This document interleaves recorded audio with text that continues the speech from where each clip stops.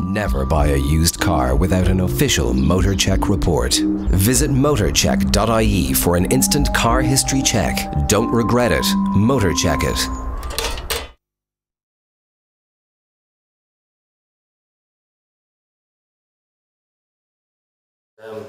You often hear stories of people buying cars that the reg plates don't match up with the car. So initially I did a check and the reg plate came back with no results shown.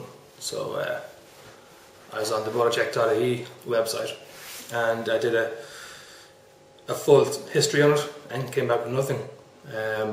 So I went back to the dealer and kind of said, you know, where's all the documents? And he said, no, it's just been registered. It just hasn't been refreshed in the database yet. So I was like, okay, yeah, took that as face value, took the car for a test drive, and I did like the car. So I did put down an initial deposit of just a small cash deposit on the car. And a couple of days later, I didn't hear anything back. I was a bit curious, and I asked him for the English reg. So I got the English reg, ran that through the Motorcheck website, and it came back with a different mileage that was on the car. So at this stage I was becoming a little bit wary of the car and the background behind it, and I asked him, look, is that the actual reg? And he goes, oh yeah, it is. So actually I took down the chassis number on the windscreen of the Audi I was looking at, and had he been okay with you doing that? Yeah, he had no problems. As far as he was concerned, this was the English reg and it's linked to this car and no problems. He goes, I'm not involved in dodgy cars, there's a lot of people out there trying to scam you. Is that what he said to you? Yeah? So he said to me, he says, you know, I'm here, I'm trying to do the best for you, and I want to make sure you get a good car. A decent living. Yeah, you know, it's been hard for the motor industry, and you know, there's a lot of dodgy characters out there. Yeah, that's exactly it. That's exactly what he said.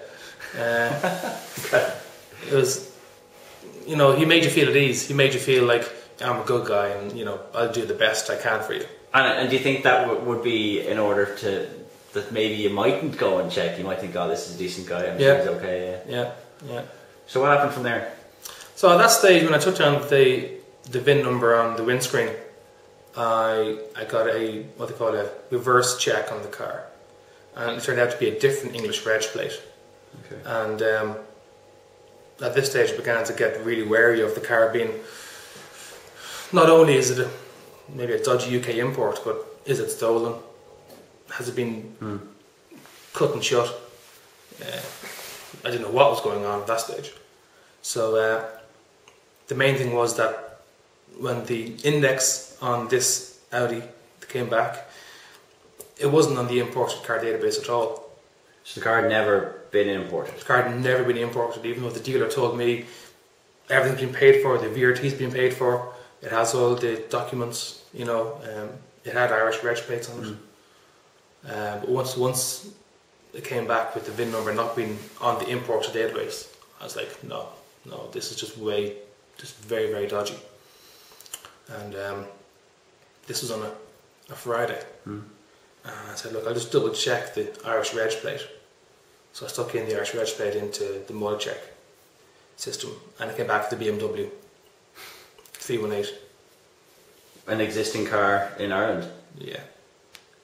No, so I'm guessing somebody had brought in a BMW and registered the car, and it got this Irish reg plate. Right.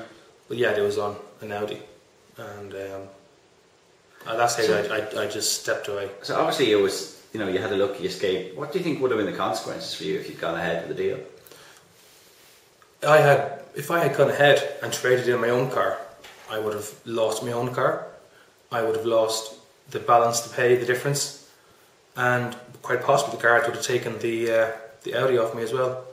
So I suppose if your advice for people who are going out to buy something used, you know, obviously do your research, do a bit of, you know, exercise caution, but you know, something like a check like that is worth the money, I guess. Like when you consider the price of a check and the price that you might lose and the cost involved in losing your own car, whatever cash difference you have going into it, it's a no-brainer. It really is.